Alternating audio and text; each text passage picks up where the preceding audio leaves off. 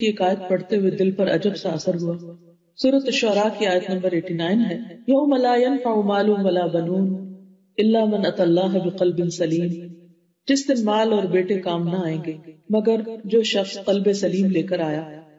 میں یہ سوچنے پر مجبور ہو گئی کہ اللہ تعالیٰ کو ہمارے مال اور اولاد سے کوئی غرض نہیں، کیونکہ یہ سب کچھ تو اس کا اپنا دیا ہوا ہے، اسے ہم سے کیا چاہیے۔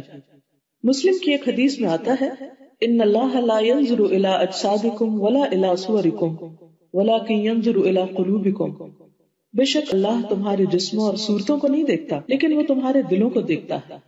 وہ آج بھی اور کل بھی یہ دیکھے گا کہ ہمارے دلوں کی حالت کیا ہے۔ اللہ کا پسندیدہ دل کون سا ہو سکتا ہے؟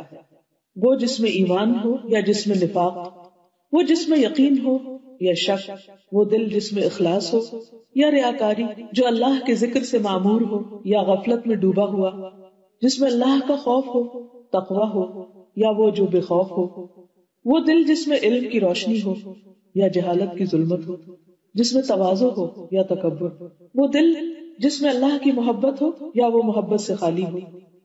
کون سا دل قلب سلیم ہو سکتا ہے؟ وہ جس میں اطمینان ہو یا قلق اور اضطراب، جس میں غصت ہو یا بخل، رحمت ہو یا سختی، سنگ دلی، وفاداری ہو یا بے وفائی۔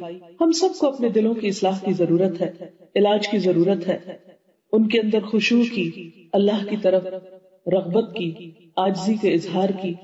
اللہ ہم سب کے دلوں کو قلب سلیم بنا دے۔ آپ سب کے لیے نیک دعائیں اور تمنائیں۔ السلام علیکم ورحمۃ اللہ وبرکاتہ۔